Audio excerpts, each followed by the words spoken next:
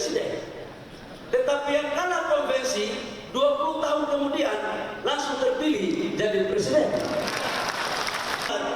Banyak rakyat di pelosok-pelosok, di kota-kota. Saya pernah melihat waktu itu masih mahasiswa, Bang Akbar memimpin kampanye dengan tokoh-tokoh Golkar yang lain. Sempat dari bis ke bis, dari jalan tol ke jalan tol, menghadang mereka. Tapi daya patriotisme, kemudian Golkar mampu keluar menjadi partai pemenang pada pemilu tahun 99, saudara-saudara semua.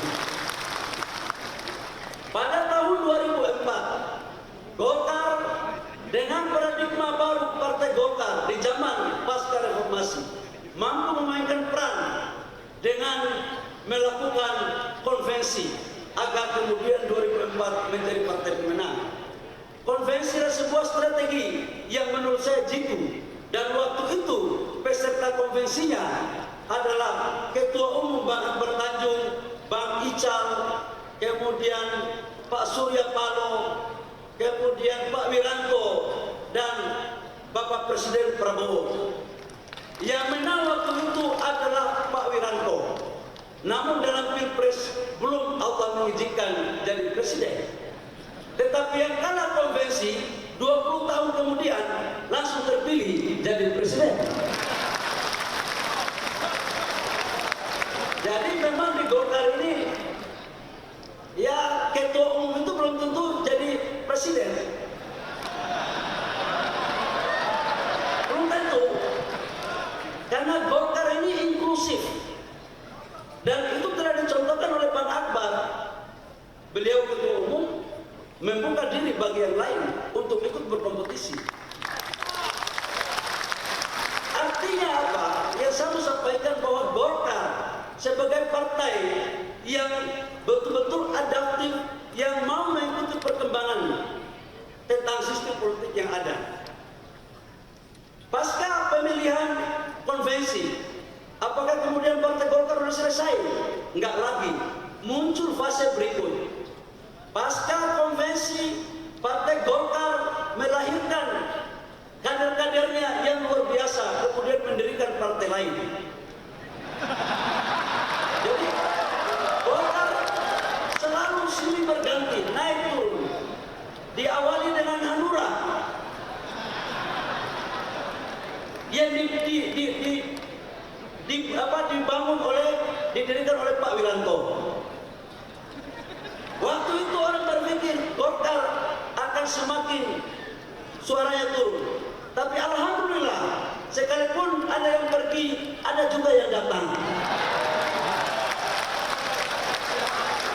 Setelah Pak Wiranto pergi mendirikan Partai Hanura, ada satu lagi kader terbaik Partai Golkar, mendirikan Partai Gerindra.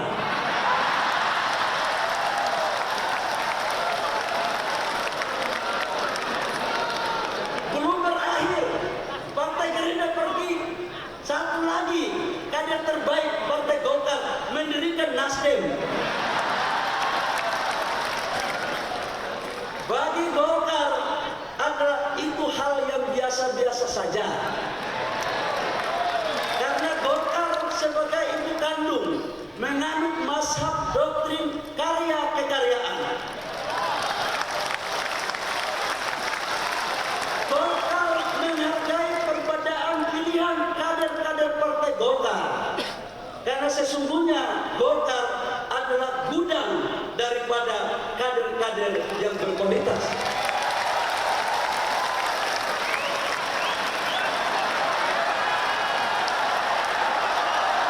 Saya juga ingin menekankan bahwa dalam perilaku politik Golkar tidak pernah menghina atau meremehkan partai yang lain.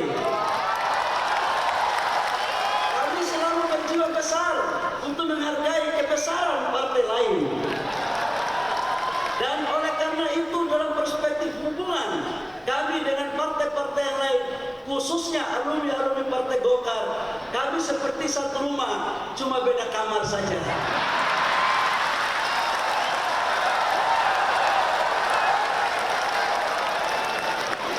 Yang namanya satu rumah pasti keluarga. Cuman itulah perbedaan. Golkar adalah ibu kandung yang melahirkan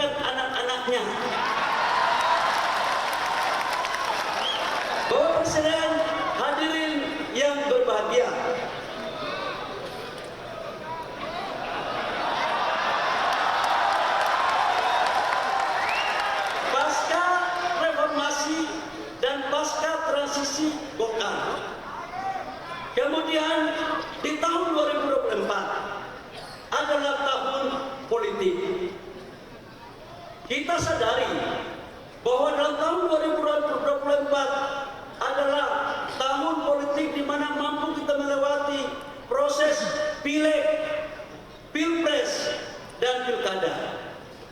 Khusus untuk pileg, alhamdulillah Partai Golkar selalu ada pada garda terdepan untuk memperkuat fondasi-fondasi dukungan dengan melakukan konsolidasi internal dan eksternal.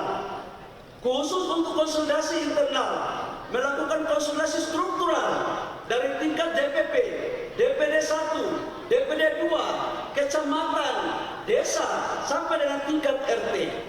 Tidak hanya melakukan konsolidasi, juga mampu memberikan diklat-diklat, training-training sebagai bagian daripada kebesaran Partai Golkar. Dan alhamdulillah, hasil daripada pileg, Golkar mampu meraih suara sebesar 102 kursi di DPR RI.